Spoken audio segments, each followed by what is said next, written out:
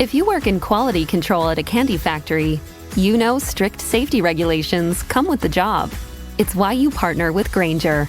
Grainger helps you find the high-quality and compliant products your business needs to inspect, detect, and help correct issues. And the sweetest part is, everyone gets a product that's as safe to eat as it is delicious. Call 1-800-GRAINGER, click Grainger.com, or just stop by. Grainger, for the ones who get it done. Now, The Hunt Palmer Show. Yes!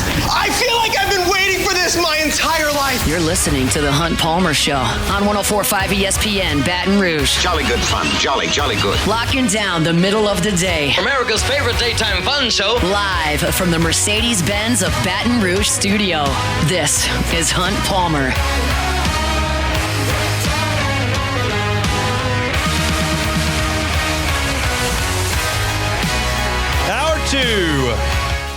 Wednesday edition of the Hunt Palmer Show. Half the work week officially in the rearview mirror. Appreciate you hanging out with us here on 104.5 ESPN Baton Rouge. SEC Baseball Power Rankings coming your way 30 minutes from right now. I'll tell you, just not a lot of movement in those Power Rankings, but we'll get to them nonetheless. LSU and Oklahoma tomorrow from Norman. We'll talk to Koki Riley tomorrow from Norman. He'll be there on location for the Advocate. We'll also talk to Joe Healy about the series coming up tomorrow, but some hoops talk coming up right now as LSU is busy in the transfer portal. We know that they spent a lot of time in the portal earlier this week, pulling out their first two commitments from the transfer portal. They went out to UNLV and signed what I believe to be the point guard for next year's team. They went and got Deon Thomas from UNLV. That is paired. They paired him with Michael Nwoku, the big from Mississippi State. So as I looked at that and those two ads, I go, okay. So you've got your point guard. He's going to handle the ball a significant amount of time. He's going to be the ball dominant player that you run the offense through. Okay, gotcha. And then you go to Nwoku, who you pair with Jalen Reed, and then potentially Robert Miller and potentially Damian Collins. We'll see what those guys do. But Nwoku is the physical presence in the middle of your team. He's the guy whose job is going to be to play the best fives in the league, to be athletic and big and physical enough to handle them. Damian Collins is not. At this point, Robert Miller is not. You don't want Jalen Reed doing that because you're going to count on him to score a lot. So it makes sense that Nwoku fills that role. And y'all know I like Deon Thomas. I think that's going to be a good ad for LSU at point guard. But I told you when those two things happen and I start to look at this team, I go, okay, look at what you've got. You've got a point guard. You've got a big. You've got depth in the front court. They need wings and twos, and they need guys that can fill it up, and that's what they've got to go get. So today, the news breaks that LSU has landed a wing in Rashad King. Rashad King was clearly the best player at Northeastern this year. He was an all-Colonial Athletic Association player. He led them in scoring. He led them in assists. He led them in steals. He's a 6'6" wing. And that part fits very nicely into what LSU wants to do. Now, I will warn you, because, again, I'm not going to, blow smoke here. I had never heard of Deon Thomas before Monday, and I had never heard of Rashad King before 2.5 hours ago. Never heard of him. But I can look at a stat sheet, and I can watch YouTube videos. And I can get a reasonable take off in 30 minutes of doing that. Now, is it open and shut that I know exactly what I'm talking about? No, I'm not claiming that, but I can tell you what I like. I can tell you what my concerns are. Rashad King is a was a super high volume player at Northeastern. He's the best player they got. So he plays the most minutes. He led the conference in minutes played almost 1,200 minutes, played 36.5 minutes a game. He led them in shooting in terms of field goal attempts by a significant amount. He led them in free throw attempts by a bajillion. He shot 156 free throws for Northeastern. Second place was 85. That's about half. That should tell you how often he's got the ball. He scored 18.5 a game, but it wasn't the most efficient 18 points you've ever seen. He shot 45% from the floor. He shot 32% from three. He shot a ton of threes, 138 of them, but he didn't shoot a super high percentage. But he did assist 106 times, which I like. you're talking about a guy who averages better than 3 assists a game. Now, again, it's high usage in a bad league. So I had that in mind. But if he improves and is okay with Deion Thomas handling the ball and Jalen Reed, quite frankly, handling the ball a little bit more, and he just becomes kind of a slasher who cuts his shooting attempts down a good bit, you can have hope. You know who was a super inefficient player in the 2023-2024 season, so the one just previous to this one? Cam Carter was an inefficient player at Kansas State. He shot a lot. It wasn't a high percentage. He wasn't a great three-point shooter. And through work, he became a really efficient player at LSU. If you can do the same type of thing with Rashad King, you've got a good player. If Rashad King is the same type of player at LSU that he was at Northeastern, it's not going to translate all that well. That's just a matter of fit, and that's just a matter of development. And we'll just have to see. Here's one thing that the statistics do bear out, and these are advanced metrics, but they do bear out. Rashad King was a bad three-point shooter off the dribble. Bad. Like really bad. On catch and shoot, he was very good. So, do you feel like at LSU you're going to be able to put some guys around him to get him in more catch and shoot situations? At Northeastern, he's the best player on the team. There's not a lot of catch and shoot opportunities for the best player on the team when he's a 6'6" wing. He's got the ball, he's going to drive, he's going to attack. So can you make sure that he's in a more advantageous situation at LSU than he was at Northeastern? I think we've got enough evidence, and I think people have paid attention enough to know that you don't have to immediately be turned off by the fact that he comes from a bad program and a bad conference. There are players from bad programs and bad conferences littered across the SEC that are putting up monster numbers, and I've gone through them every day. We don't have to do it again. Y'all know at this point that it's not about where you come from, it's who you are as a player. And there are really good basketball players all over the country that can help teams. I like the profile of Rashad King with the assumption of development because they needed length and some guys who can create their own shot. And absolutely, unequivocally, Rashad King has length and can create his own shot. He needs to make a higher percentage of them. How do you make a higher percentage of them? You get better ones. How do you get better ones? You put better players around, create shots for him in that way, and lessen the responsibility he feels to score for his team. Now, LSU really wasn't able to do that for Cam Carter. He had more responsibility at LSU than he did at Kansas State, but he just became a better player. And I think it's reasonable for the coaching staff at LSU to sit down with Rashad King and say, here's what we did with Cam Carter. Here's what we think you can do. Come, let's try. And of course, there's an NIL conversation that goes right in the middle of that. Here's the thing that LSU is very much missing. Very, very, very much missing.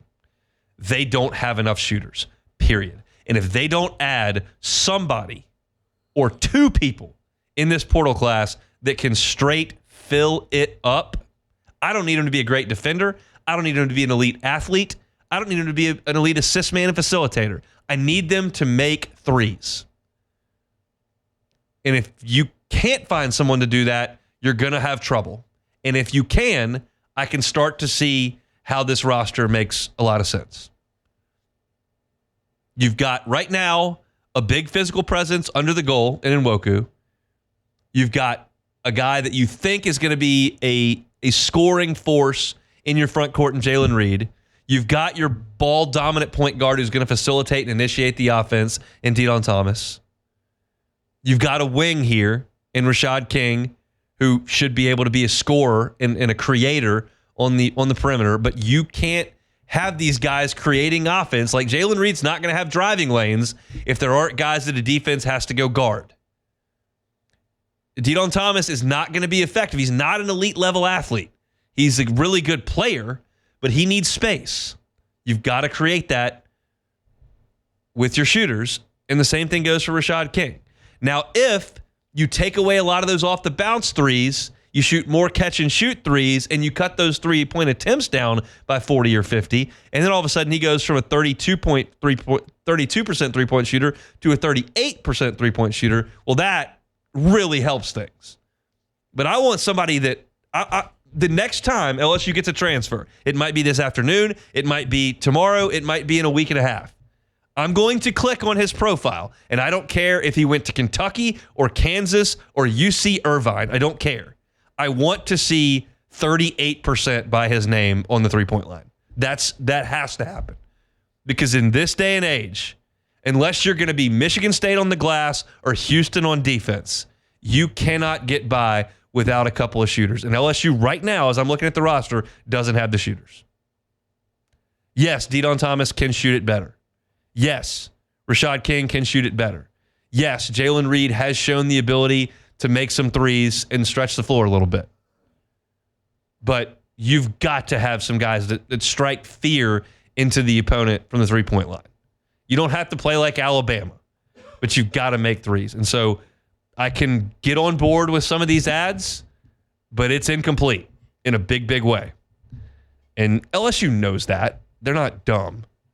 But you got to go make it happen. And it's clear and evident that they're spending money because they're getting guys that have options to come to LSU and play for a team that was 3-18 in the league. So they're going to get people's attention. Now it's whether or not you can make it happen.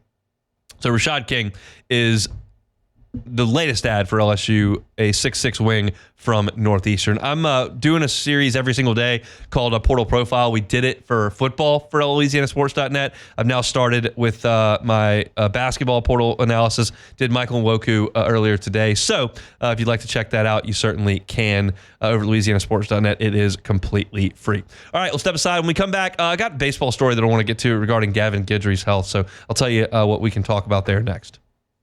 The Hunt Palmer Show.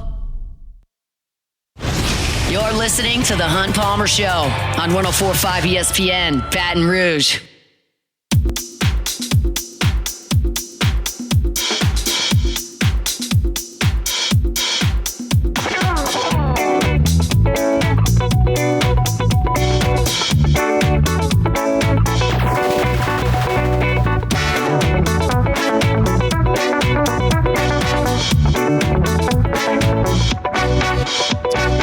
So Jay Johnson gave a little update last night on Gavin Guidry's health as it relates to his return to the field. He's not going to pitch this weekend against Oklahoma. And then you've got a midweek game next week, and then you've got Auburn on the schedule. And that game, those games are at the box. I believe that's right. And Johnson said that the most optimistic timeline he could give was Auburn next week. This is dragged out to a point where I've gotten here with a few different pitchers over the years. It has nothing to do with the pitchers individually themselves as student athletes, as hard workers. Like it's just the circumstance. Anything Gavin Guidry gives LSU this year is going to be gravy to me. I am now approaching this bullpen without him. And the reason that is because he hasn't pitched in 8 weeks. And that's a big deal. You don't just take 8 weeks off and then go out there and let it rip. You've got to take some time to build back up. And it comes an inning here, an inning there. And like you've seen it over the years. I mean, we can go back to the Jake Latz years, which, by the way, he made the big leagues. But even a couple of years ago, last year with Jaden Newt, he came back, he threw one inning, and then sat.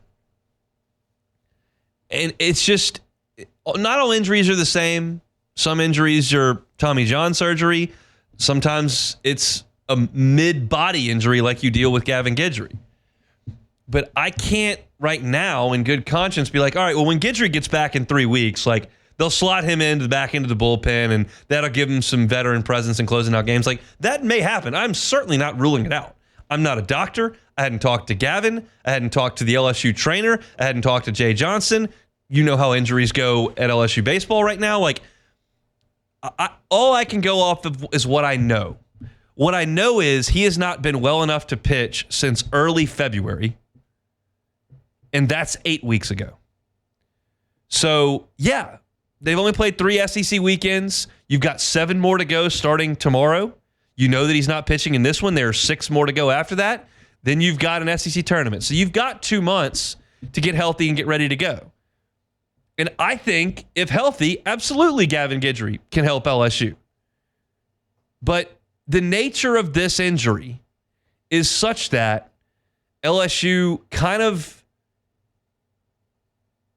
didn't commit to what was going on early publicly and didn't immediately set out with a timetable to return. It wasn't like, oh, he broke his finger, that heals in 3 to 4 weeks, give him 2 weeks to get ready, he'll be back in 5 weeks, boom. Like, that happens. That hasn't been the case here. It's been, well, he doesn't feel great. Well, hopefully next week. Well, we'll see if we can get him on the mound. Yeah, he's traveling with the team. But there's never here's the issue, here's when it's fixed, you'll see him there. And so my job is to analyze the team. I'm not coaching the team. I'm not developing Gavin Guidry physically. I'm not a physical therapist. Like, I'm analyzing the team for you. And as I analyze the team, I think it's foolish to put many eggs in the Gavin Guidry May basket. Because this is an injury that's dragging out significantly longer than anyone could have foreseen publicly 7 weeks ago. So right now, you've got who you've got. If they get Guidry back, that's obviously a huge help because he has pitched in the highest leverage situations one can possibly pitch. He's pitched in regionals. He's pitched in supers. He's pitched in Omaha. He got the last out of the World Series. I mean, last year when you're closing out North Carolina in the game to force the final game of the regional, and you've got Honeycutt coming up and you got Cook coming up and some of those studs, Guidry was out there and he was hammering the breaking balls, and I thought Honeycutt had hit one to the moon off him on one of those breaking balls and it landed 2 feet in play and LSU won the game. But he's pitched in those spots. And I liked what I saw from Gavin Guidry in the fall and before the season. I thought that he had added a little bit to the fastball. I thought the fastball was pushing 93 at times, and he's always got that breaking ball, and they were working on a changeup. And there was a chance that Gavin Guidry was going to compete as a starting pitcher for LSU this year. That ship is clearly sailed, and now it's just a matter of can they get anything out of him. I know this about Gavin Guidry. The dude loves to play for LSU and will do anything he can for LSU. You're talking about a guy whose dream and realistic dream, once you sign scholarship papers to come to LSU, was to be the shortstop once Jordan Thompson moved on. And he's not going to get that opportunity. He's a pitcher. And so now it's not the adversity of, well, you're not going to go out there and play defense, you're not going to hit. Now it's the adversity of, well, you've been sidelined with something that's out of your control for 2 months. How do you fight through that? And my sincere opinion on that is that Guidry will persevere through that if he's given an opportunity. We just don't know if the body's going to cooperate with him. And when you hear the answers that continue to be non-committal, and you never hear Jay Johnson go, yes, he's close. He's really close. Or, oh, yeah, had a big step forward with a bullpen yesterday. You never hear that. When Jay Johnson gets asked in a press conference, hey, what's the deal with Gavin Guidry? The answer always is, and I'm paraphrasing here very much, but it's always something like, yeah, we'll see, hopefully, that 2 weeks and we can get him out on the mound. Like, it's always talking in circles about, like, hopefully something good can happen, but nothing has yet. It's 2 months in. I still think for you to sit there as you're talking about this team and just assume that he's going to come back, kind of like some people did with Shores last year. Like, oh, if Shores can come back, like, really? No, I get it. Tommy John's one thing and a mid-body injury is another thing. But I'm analyzing this team without Guidry. If Guidry shows up, you take that as some land, yeah. That's where I am on this. So no real update on Gavin. I'm sure Jay Johnson, because he's put the Auburn series as a goal, I'm sure he'll be asked about Gavin next week. I hope there's news, but to this point, that would be ambitious to hope for. So Gavin Guidry, not going to be able to pitch this weekend. they'll see if he can potentially throw next weekend against Auburn. That's a look at LSU baseball. If you missed our opening segment on the show today, we talked LSU's baseball's win over Louisiana Tech. I really liked what I saw from LSU last night, and we'll certainly preview LSU in Oklahoma tomorrow. We'll do it with Joe Healy, also with Koki Riley, who will be in Norman, Oklahoma for the Advocate coming up this weekend. So let's step aside. Let's come back. Let's do some SEC baseball power rankings on the Hunt Palmer Show. The Hunt Palmer Show. This is The Hunt Palmer Show on 104.5 ESPN, Baton Rouge.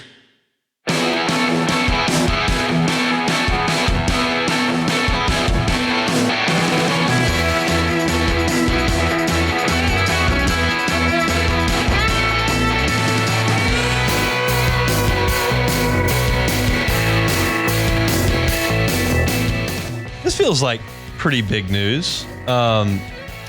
Chris Beard, number one target for Texas A&M, says he's staying at Ole Miss. It was always a little weird. Like, you know, the massive inferiority complex that Texas A&M has for Texas, and you realize that Chris Beard is a Texas alum. And so to go back and coach that team, I know that it happens all the time. Like, very, very famous stuff. Vince Dooley went to Auburn. Pat Dye went to Georgia. They coached the other one and are now legends there. It happens all the time, and so it's not necessarily a deal breaker by any stretch of the imagination.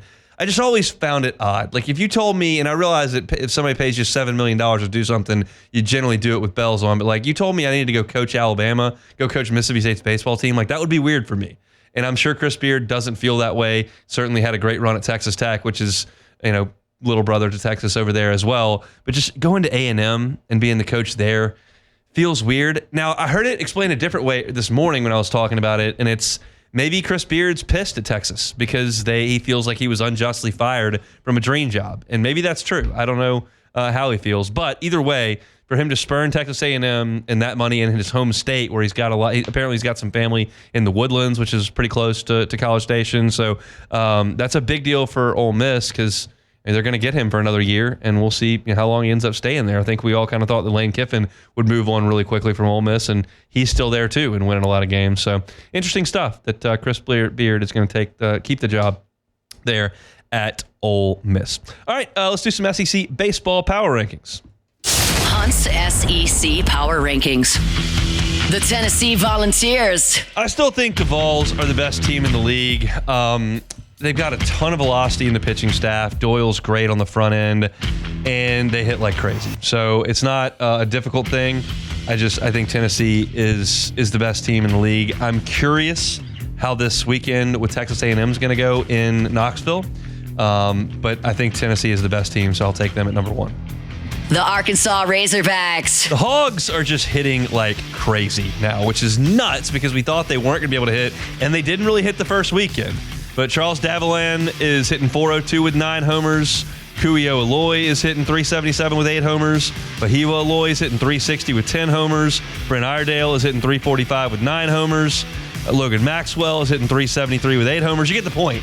Like, all the way through that lineup, they're terrorizing the baseball. And I think, despite Vanderbilt's record and what I will say about them a little bit later on, I think Vanderbilt going to Nashville and sweeping that series and hitting the way Arkansas did was impressive to me. So give me the Hogs, number 2. The LSU Tigers. Still have LSU at number 3. That has not changed from last week. Tigers did a good job of sweeping Mississippi State over the weekend in some adverse circumstances with game times and late first pitches and rain and all that kind of stuff. So good stuff from LSU. I've got them there at 3, same spot as last week. The Georgia Bulldogs. Still got Georgia in the same spot. They don't have an ace. They don't have a lot of proven arms.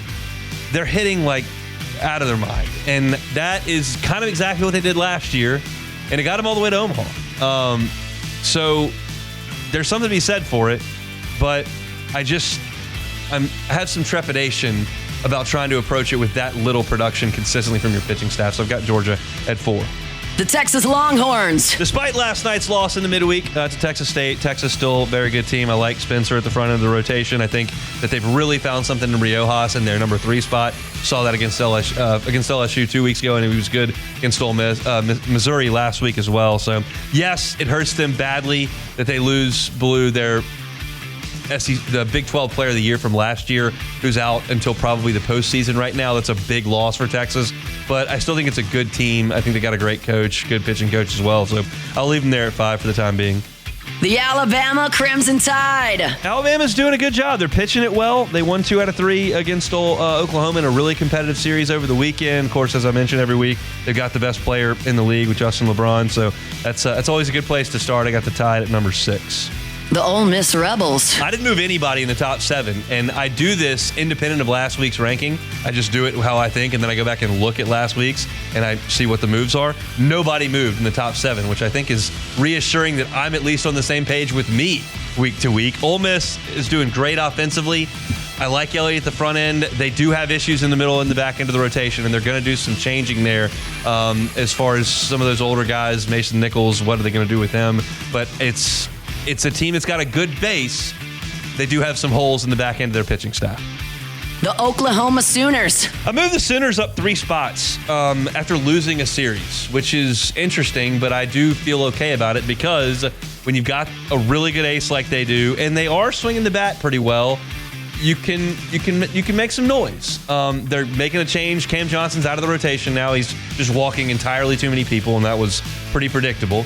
But the offense is something that has been interesting to watch because they're doing it a little bit different way. Now, they're not completely neglecting the home run like Kentucky did last year, but they are running more than anybody in the SEC. They lead the conference in stolen base attempts and steals. We'll talk about that with how it relates to LSU coming up this weekend. But I like Oklahoma okay. They're 8.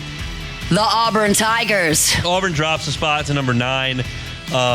They do have an offense that's top-heavy that I like. Cooper McMurray and Ike Irish are very good. Sam Dutton has been good for them. They don't really have a role for Cade Fisher. They tried to kind of reclaim him from Florida, and it hasn't really worked. So you don't have enough pitching at Auburn, I don't think.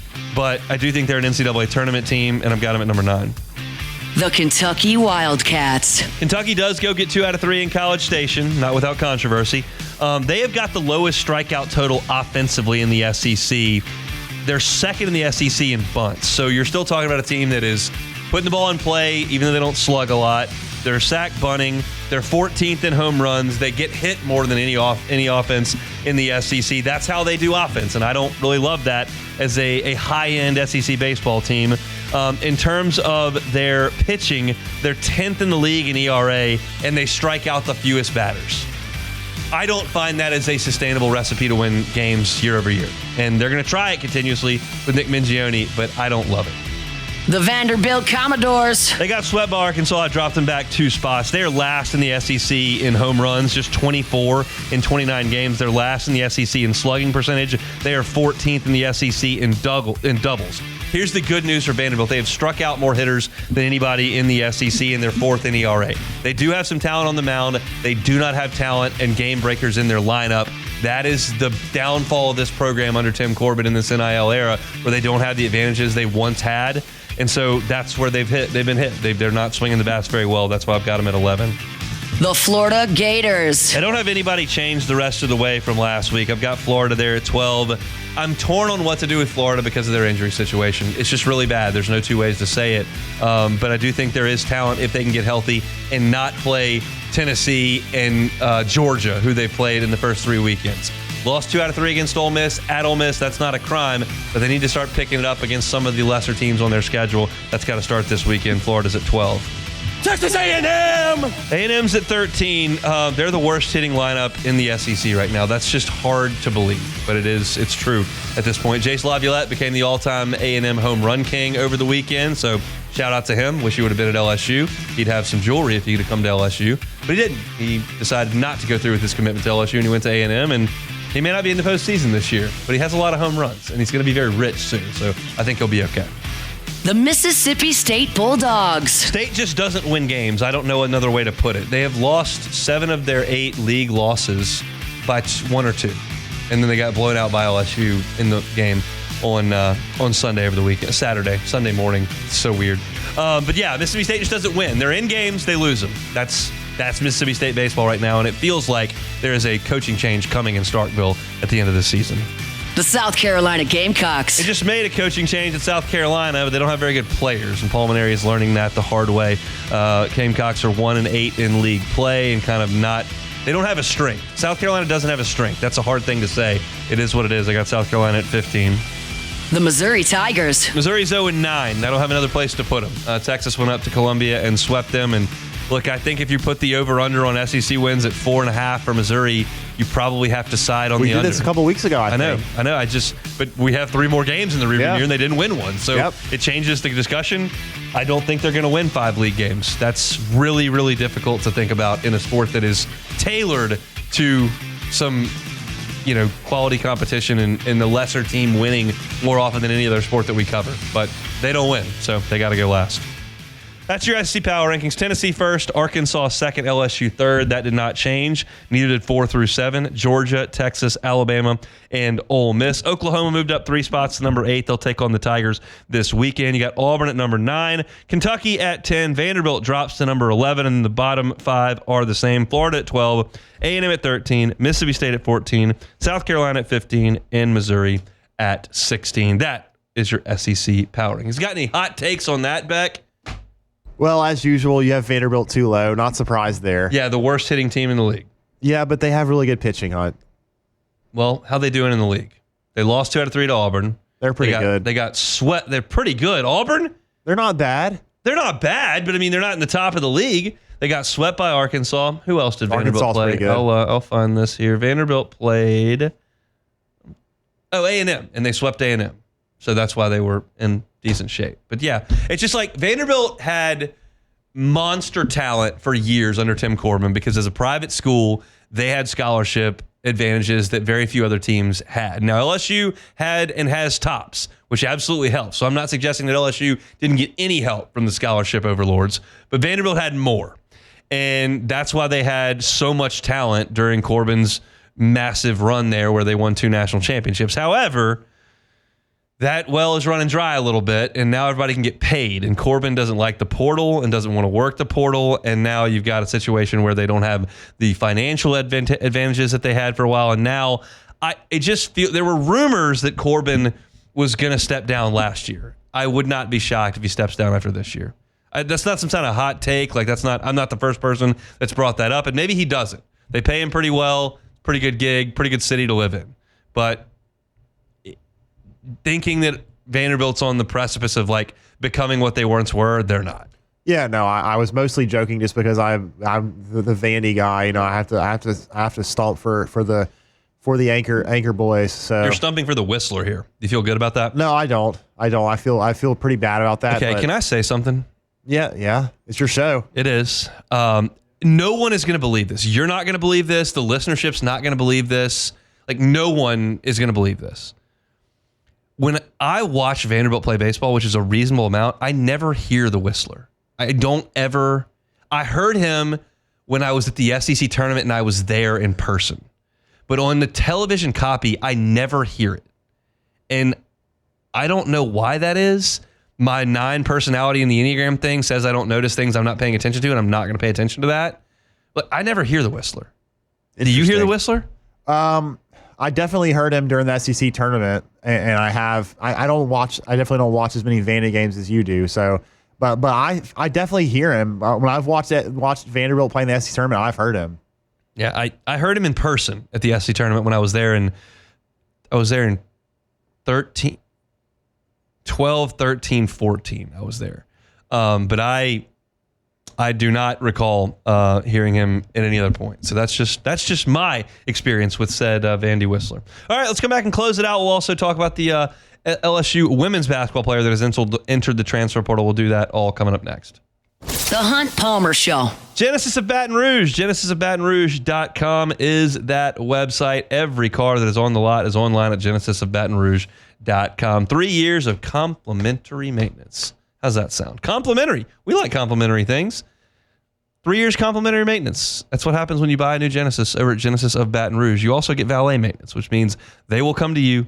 They will pick your car up. They will take it back to the dealership. They will handle the maintenance. They will leave you a loaner so that you can get around and get on about your day. And then when it's done, they bring it right back to you. And since it's complimentary, you don't have to pay for that. That's a pretty good gig over there at Genesis of Baton Rouge. That's not it. 10-year, 100,000-mile warranty on every new Genesis purchase. 10 years, 100,000 miles. Whether you're in the market for an SUV, whether you're in the market for a sedan, they've got a Genesis there that fits your lifestyle and what you're looking for. And once you get behind the wheel of a Genesis, you will understand the differences. Most of you that are listening have probably never been behind the wheel of a Genesis. Change that when you're in the market for a vehicle. Stop by Genesis of Baton Rouge. They're at Airline and PQ. It's genesisofbatonrouge.com. This is the Hunt Palmer Show on 104.5 ESPN, Baton Rouge.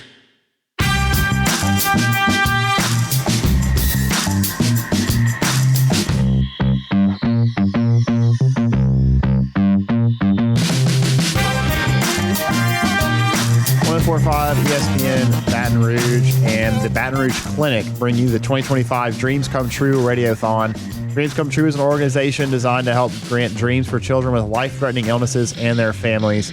The Dreams Come True Radiothon is also presented by Lewis Mechanical, Patient Plus, and Action Industries, plus Subaru of Baton Rouge, Service Chevrolet, Luba, and Duplessis Pool Builders. Visit 1045ESPN.com to help us reach our goal.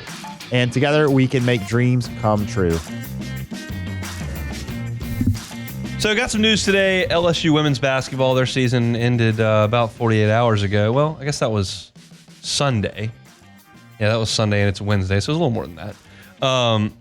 But last year, Poa has decided to enter the transfer portal. I did not realize. I've watched her play a lot. I guess I don't pay a lot of attention to measurables unless you're like Lauren Betts from UCLA. I did not realize she was 5'11". That is a lot of length for a guard. But a bench player for the majority of her 3 years in Baton Rouge, but certainly a rotational piece for LSU. She averaged 2 points a game this past year on this team. She'll enter the transfer portal. She may have 2 years left based on my interpretation. She played the Diego Pavia rules. She played a year at JUCO, so you get that one back, and she only played 3 at LSU. So I think she's got 2 years left to play, and we'll look elsewhere for playing time.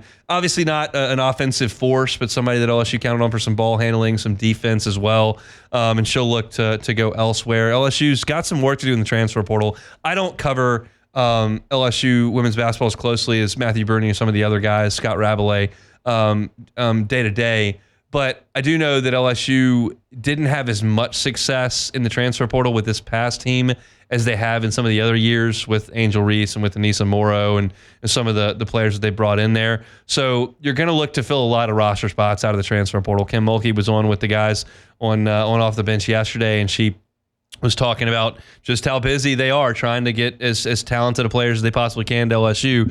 I would imagine they would have liked to have Poa back as a defensive player and kind of fill the role that she's filled the last couple of years, but now another scholarship opens up, so LSU can certainly jump in and try to fill that with someone else. So last year, Poa headed to the transfer portal. She will look elsewhere outside of Baton Rouge for the next, what I believe to be 2 years of eligibility. All right, Beck, we got to take it or leave it? Yeah, I got a few here. That's great to hear. Take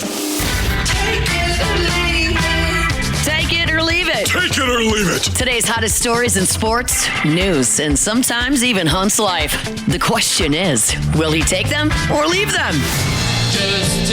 All right, how about this? As we know, the Cincinnati Bengals have tied a very significant percentage of their salary to T. Higgins, Jamar Chase, and Joe Burrow for the foreseeable future.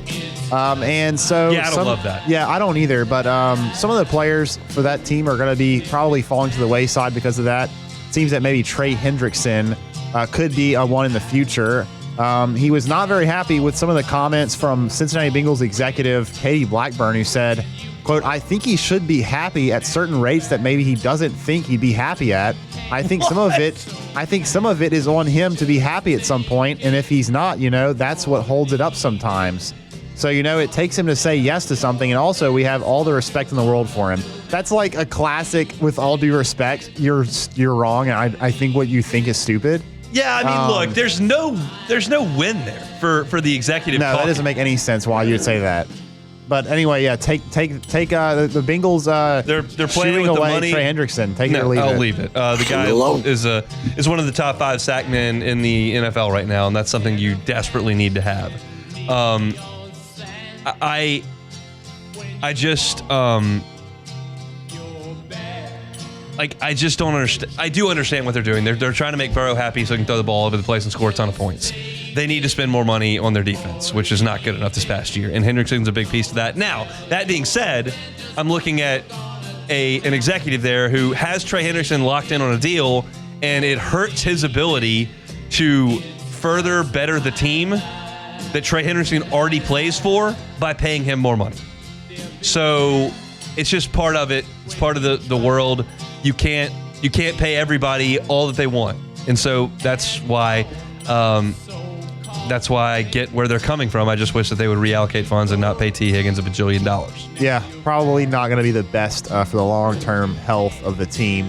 Next one here, Hunt, we will talk about your favorite sport, your favorite sport, and also your favorite league. We're talking the Premier League? No, we're talking about Live Golf, Hunt. Oh, wow, that's awesome. Yes, 5-time major champion Brooks Koepka, of course, a Live golfer, admits he hoped the Live Golf League would be further along in its 4th season as it prepares to play its first tournament in the U.S. starting Friday at Trump National Doral. He says, I think we all hoped it would be a bit further along, and that's no secret. No matter where you're at, you always hope everything is further along, but they're making progress, and it seems to be going in the right direction.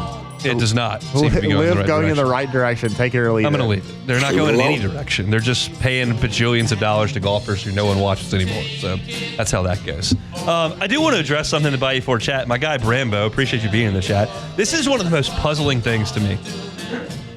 It comes up in every sport when we do these power rankings. People think it is utterly outrageous to rank teams below teams that beat them. I mean, above teams that beat them. And Brambo has done this with LSU and Texas in power rankings. How could you rank Texas below LSU? Texas beat LSU 2 out of 3. Well, if you start to play that game, it doesn't work. And I think we're all aware that the better team doesn't always win games. And it really stuns me that almost every time I do this exercise, people bring this up. LSU in 2023 lost 2 out of 3 to Mississippi State, who did not make the NCAA tournament. So if I was doing power rankings for that, I would have to rank Mississippi State above LSU? No. You take the whole body of work, you take the collection of talent. And Brambo says, well, because I mentioned that Texas lost to Texas State last night, so Texas State would have to be ranked ahead of Texas. And no, that's a one-off. LSU had 3 chances and they lost 2 out of 3. Well, that's the same thing I'm talking about with LSU and Mississippi State 2 years ago. Like, the lesser team wins all the time in all kinds of sports. And this same argument comes up time and time and time again. And then into midstream ad says Texas is 8-1 in conference. I know. I didn't rank them 15th. They're 2 spots behind. A really good league. I think LSU's got a better ace. I think LSU's got a deeper lineup. I think LSU is better defensively. And Texas just lost one of its best players to an injury that's going to cost him the next 7 weeks. So it's not that difficult a concept. And also, I think, when the number is such a big thing, but it's like just because someone is 3rd and someone's 5th doesn't mean that there's that much of a gap between them. And it's actually interesting with LSU and Texas because they both have sweeps over Missouri and Mississippi State on a scheduling anomaly there. And then the only separator is the games they played against each other. And it was 2 out of 3 in Austin. So they're very close. I think LSU's better. Yeah, I mean, just if LSU plays that series in Baton Rouge, would most people not say that LSU probably would win? I think LSU would probably win. Well, okay. Might help LSU's pitching staff throw it over the plate a little bit, yeah, which they really struggled to do. So, all right, that's it for a Wednesday edition of the Hunt Palmer Show. Excited for tomorrow's show. We'll have Koki Riley from Norman. We'll have Joe Healy setting the table for SEC Baseball. We'll have Chris Blair as well. So lots to get to on tomorrow's show. If you missed any of today's show, catch it on demand wherever you find your sound. Search Hunt Palmer Show. Like, subscribe, rate, and review. Matt's going to drive you home on After Further Review. We're back tomorrow, same time, same place for a Thursday edition of the Hunt Palmer Show.